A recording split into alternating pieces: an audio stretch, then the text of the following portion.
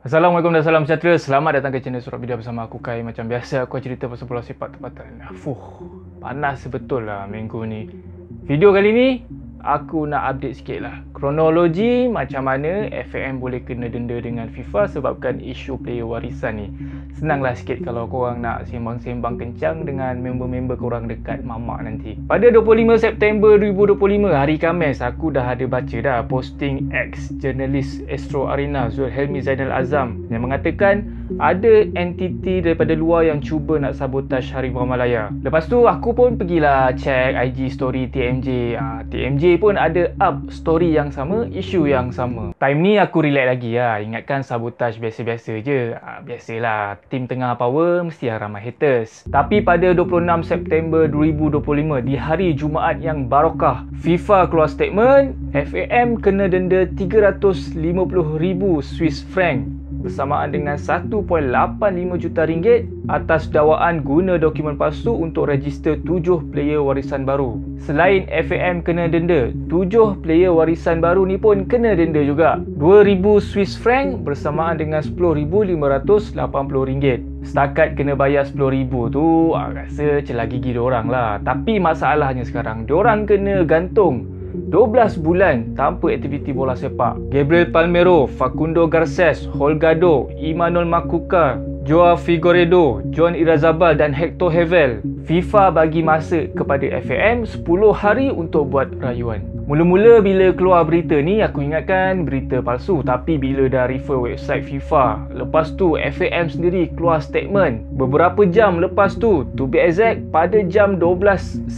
tengah malam pada 27 September 2025, FAM sahkan berita FIFA tu betul, bukan berita palsu, dan akan buat rayuan mengikut saluran yang ditetapkan. Memang tak tidur lah staff FAM hujung-hujung minggu ni. Isu ni pelik sebenarnya sebab katanya sebelum ni projek Revolusi dan player warisan Harimau Malaya ni dah dapat restu. Katanya FIFA sendiri yang share data player kepada FAM. FIFA sendiri yang luluskan untuk player ni beraksi bersama dengan skuad Harimau Malaya. Tiba-tiba hari ni FIFA pula yang denda. Ada pendapat yang mengatakan FIFA sahaja je nak mengalihkan perhatian dunia. Instead of pergi denda Persatuan Bola Sepak Tanah Haram Israel, FIFA switch fokus bangkitkan isu player warisan Malaysia. Since Malaysia pun antara yang lantang juga pasal isu Palestin Israel ni, FIFA ni kita tahu lah memang double standard. Time krisis Ukraine Rusia hari tu cepat je pergi ban Rusia.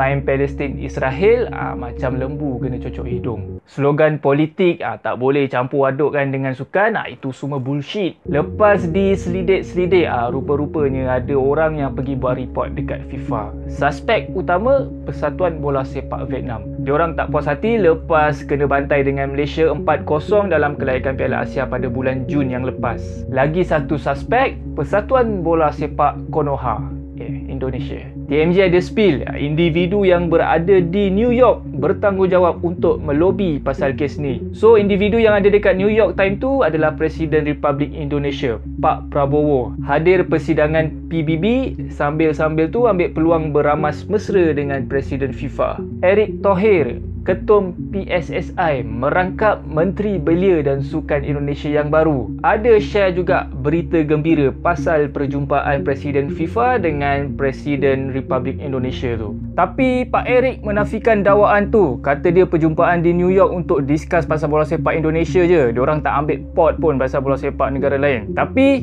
diorang sentiasa support kemajuan bola sepak Asia Tenggara. Pendek cerita, diorang jealous Malaysia power. Diorang pergi buat report ke saluran yang betul, iaitu kepada FIFA. Tapi aduan tu sebenarnya logik jugalah. Sebab kita sebagai fans Harimau Malaya sendiri tak clear juga macam mana susu galuh player-player warisan ni datang daripada mana diorang-diorang ni. Mana datangnya nenek moyang seramai tu di benua yang asing daripada sejarah negara kita. Kalau datang daripada England ke Portugal ke, mungkin logik. Tapi kalau datang daripada Argentina, Brazil, Spain ni nampak macam ragu-ragu sikit sebab diorang ni tak pernah pun jajah Malaysia. So bila orang dah buat report, FIFA pun review balik dokumen player warisan Harimau Malaya. Kalau sebelum ni mungkin kerana FIFA accept je dokumen yang disubmit oleh FAM, lepas tu pegawai FIFA tu luluskan je tanpa tengok detail dokumen yang dia hantar tu. Tapi kali ni lepas ada orang report, FIFA buka balik file, mungkin selak selai demi selai selai dokumen yang dihantar tu dan membuat keputusan yang mengatakan FAM hantar dokumen palsu. Ini dah jadi kes berat. Ini boleh jadi kes menjual IC, salah guna kuasa. Tapi Kementerian Dalam Negeri cepat-cepat keluar statement mengatakan 7 player warisan Harimau Malaya ni dah go through proses yang ditetapkan untuk dapat kerakyatan mengikut Perkara 19 Perlembagaan Persekutuan. Proses cross verification dah dilakukan dengan Argentina, Brazil dan juga Spain untuk sahkan keturunan diorang melalui datuk nenek diorang. Jabatan Pendaftaran Negara pun dah sahkan rekod kelahiran wujud walaupun dokumen asal tulisan tangan tak ditemui kerana usia arkib yang dah lama sangat. Pendek kata, 7 player berdarah warisan Malaysia ni dapat kerakyatan yang sah daripada kerajaan Malaysia. Sebelum ni pun ada viral gambar diorang pergi kelas sebelum dapat IC. Mula-mula SPRM masuk campur juga. Kot-kot lah ada kes salah laku ke, salah guna kuasa ke, sampai nak kontak FIFA lah bagai. Diorang tak tahu ke level korup FIFA ni macam mana. Tapi based on review awal dengan Kementerian Dalam Negeri dan Jabatan Pendaftaran Negara, kes ni berkaitan dengan proses teknikal dan tidak berada dalam bidang kuasa SPRM. So SPRM angkat tangan, serahkan kepada FAM untuk settlekan dengan FIFA. Hari Ahad 28 September 2025 dikabarkan Presiden Kehormat FAM merangkap Ahli Majlis FIFA Datuk Hamidin terbang ke Zurich untuk nego kes ni dengan FIFA. FAM juga keluarkan statement, katanya diorang dah identify macam mana masalah ni boleh timbul. Rupa-rupanya memang ada kesilapan teknikal time submit dokumen ke FIFA dan FAM blame admin staff dekat office FAM tu sendiri. Tapi bukankah sepatutnya dokumen-dokumen penting macam ni direview dulu oleh Setiausaha Agong FAM ataupun Presiden FAM sendiri sebelum dihantar ke FIFA? FAM cakap diorang akan tunggu keputusan penghakiman penuh daripada FIFA sebelum mengemukakan rayuan mengikut proses dan lunas undang-undang sedia ada. Since ada kelompok fans bola sepak Malaysia yang bersorak tepuk tangan bila FAM kena ban, Rob Friend selaku CEO Harimau Malaya keluar statement memohon sokongan semua. Mungkin dia tak faham lagi lah culture hasad dengki orang Malaysia ni. Pantang tengok orang senang sikit. Cuma lagi satu benda pelik dan dipersoalkan juga. Walaupun belum terbukti bersalah, FIFA dah keluarkan denda, dah bagi hukuman. Prinsip tidak bersalah selagi tidak dibuktikan tak ada dalam kamus hidup FIFA. Kesannya 7 player warisan ni terpaksa dikeluarkan daripada senarai player kelab masing-masing. Kelab tak nak ambil risiko turunkan player-player ni lepas dapat surat makluman daripada FIFA yang diorang kena ban 12 bulan. So karier bola sepak profesional masing-masing sekarang ni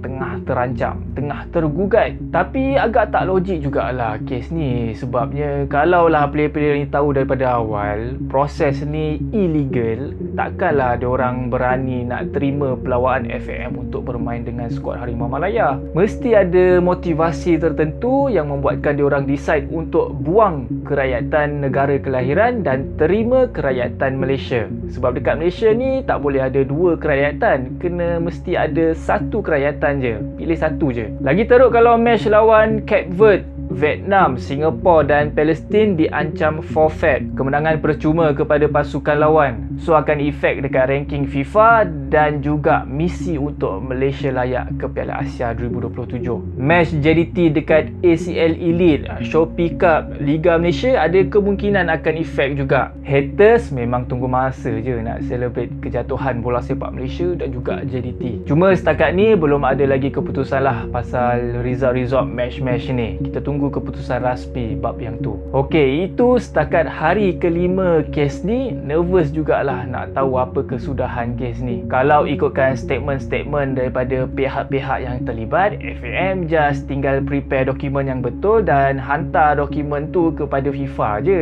Lepas tu settle. Tapi kita tak tahulah isu belakang tabir yang sebenar. Entah ada isu lain kot yang kita tak tahu. Kalau betul-betul FAM bersalah, ini mungkin menjadi satu lagi skandal besar bola sepak Malaysia lepas skandal Buki tahun 90-an dulu. Sebagai fans yang sebenar, kita doakan yang terbaik untuk bola sepak Malaysia. Kita jumpa lagi on the next video. Assalamualaikum dan salam sejahtera. Bye bye.